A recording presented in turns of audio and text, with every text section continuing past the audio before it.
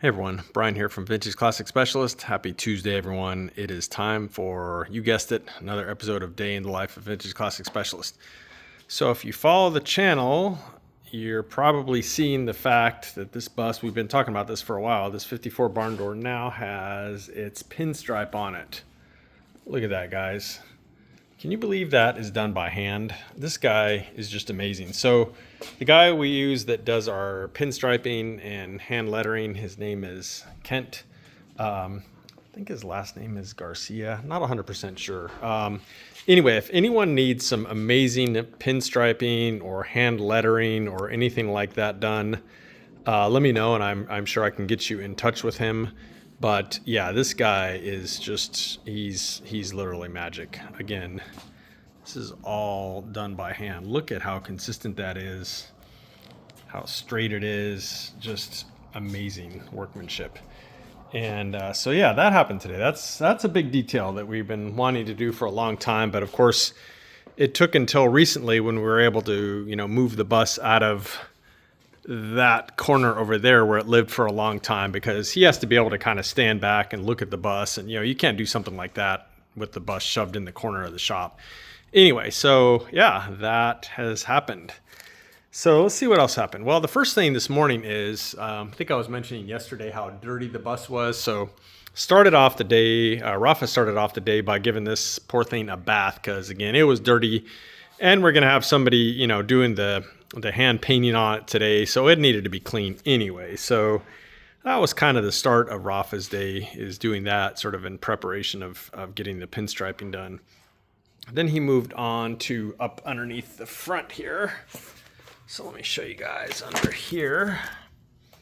So there you go. The front cover is on now. You see that all buttoned up underneath there. So before he did that, he checked the steering, and the steering wheel was nice and straight, and so he did like the final tightening of the tie rods and the drag link, put cotter pin in all those places that needed them and stuff like that. Oh, there you can actually see that wire conduit that we ended up using. So there you go. Looks like it belongs there, right? Not quite exactly the same as the factory stuff, but pretty close.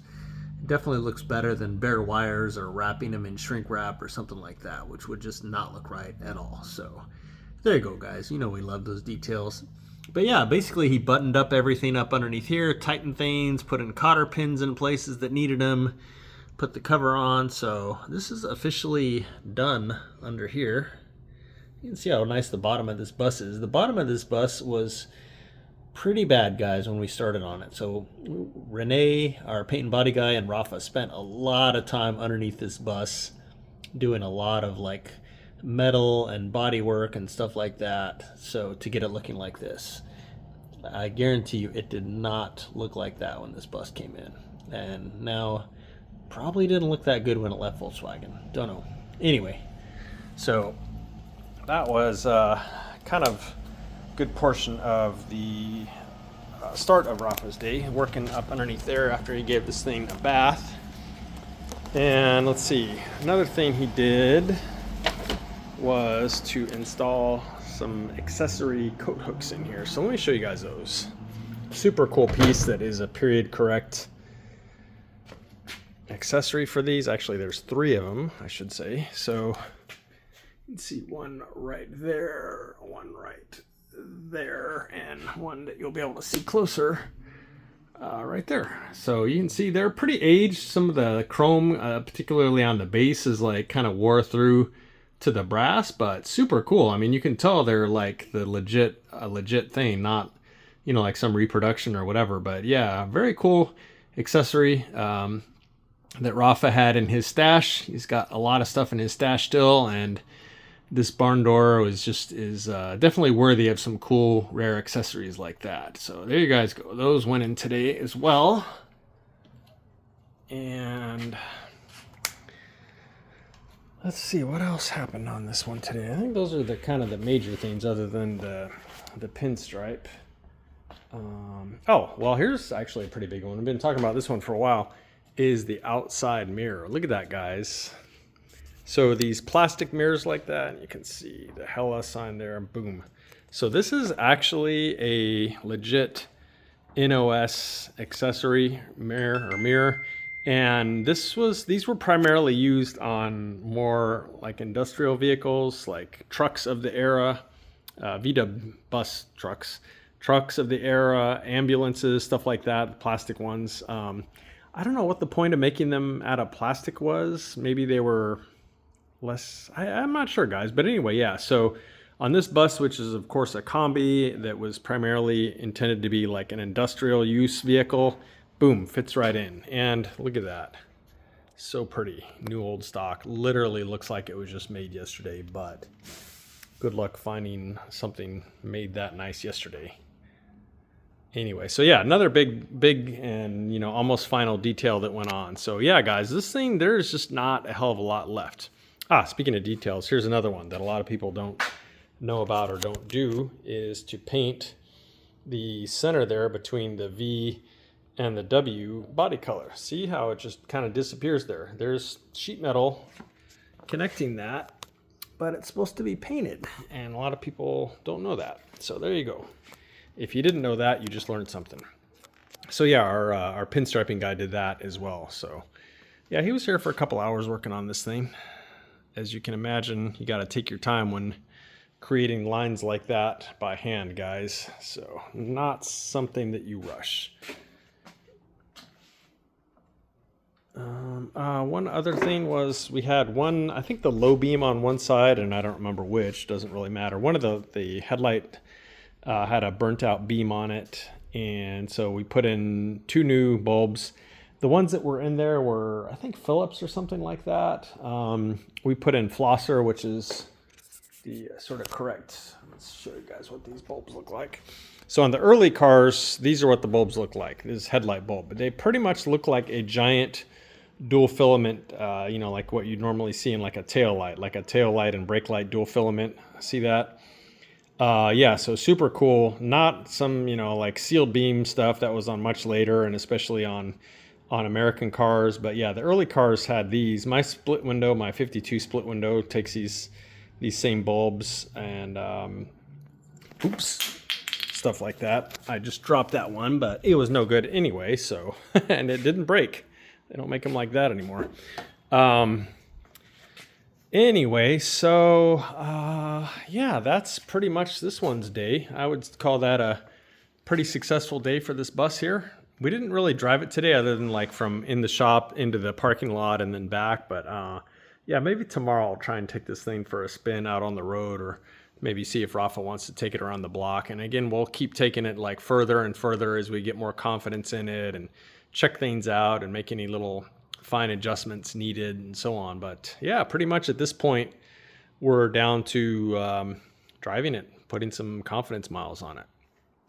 All right, so that is what happened to this beautiful beast today. Let's see what happened to another blue beautiful beast. So this one, if you follow the channel, you know that the motor went in it yesterday and got mostly assembled. But today I pretty much finished almost all the motor related assembly, as far as like wiring the motor in, so the generator there, and what else? I put on the rear bumper. So look at that. I probably would have held off a little bit to put that on. However, since this motor is full flowed, meaning it has an external filter, I really wanted to get that filter mounted up in there on its mount, which is pretty hard to see, but there's a mount that picks up the bumper bracket on that side, and I really wanted to get that mounted up in there and be kind of done with it. And so yeah, I went ahead and mounted the bumper because this thing gets kind of sandwiched between the bumper mount and the overrider support in there. So yeah, I just went ahead and mounted the rear bumper, and you can see I put some heat shielding on the pipes, or the tubes rather, where they run around the muffler and stuff like that. So yeah, that's pretty much done now. I was going to connect the fuel line under here. However, I realized I was missing that grommet where the hard line comes out of the body, and it's really a good idea to have that there, because otherwise you have a metal fuel line basically rubbing on the metal chassis. Did I say body earlier? I meant chassis. So yeah, there's a grommet, kind of a plug-shaped deal with a hole in it that shoves down into the frame horn there, that keeps this from, you know, moving around and potentially wearing through and causing a massive fuel leak. Anyway, so yeah, I've got some of those. I went ahead and ordered a bunch because, you know, we need them occasionally. Went ahead and ordered one of those. So once that comes in, I'll shove that in there, and then the fuel hose here is connected on the motor side and pretty much ready to plug onto that hard line there once I get that grommet shoved down in there. So in the meantime, though, kind of kept doing some stuff on this car. In addition to the bumper, I also connected his the throttle linkage on here. So I had to cut the throttle cable down short because, of course, this is a lot closer to here than a stock carburetor would be. So had to chop the end of the cable off and put one of these little repair devices on there. Not a big deal, but yeah, it's a little time consuming to figure out the length that you need and stuff like that. And then I did kind of monkey around with the linkage a bit to get it to operate smooth. This linkage, it works pretty nice and pretty smooth, but guys, it doesn't just like come out of the package and work. You have to do a lot. And one of the things was I had to bend this little arm here that the spring goes on, because it was just rubbing on this linkage rod right here. And just annoying stuff like that really should have been designed better in my opinion. But anyway, so yeah, if you do run one of these kits, this came from Caddyshack, but I don't think they make it. I think it just comes from I think they're made by Scat or something. I don't know who makes it, but anyway, you'll see everyone pretty much sells the same linkage. But yeah, don't expect to just bolt it on and be done with it. I spent a lot of time jacking around with this linkage to get it to work what I consider well. So lots of little details that you'll figure out if you go to install one. But now it seems to work pretty well, pretty smooth overall.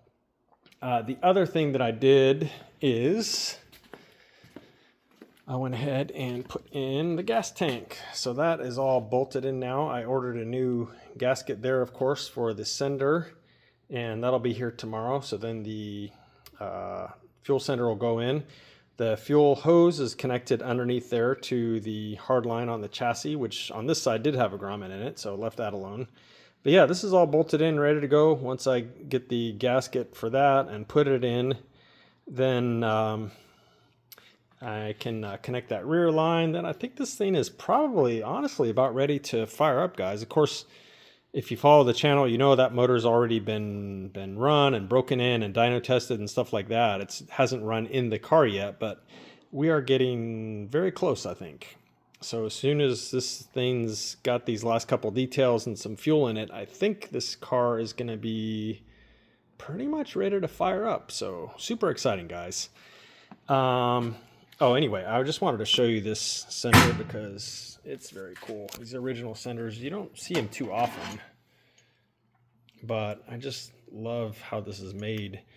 And it does have a kind of a weird like piston on it as part of the linkage. And I don't know if you can see that down in there. There is, see it in there? There's a piston that kind of moves in and out.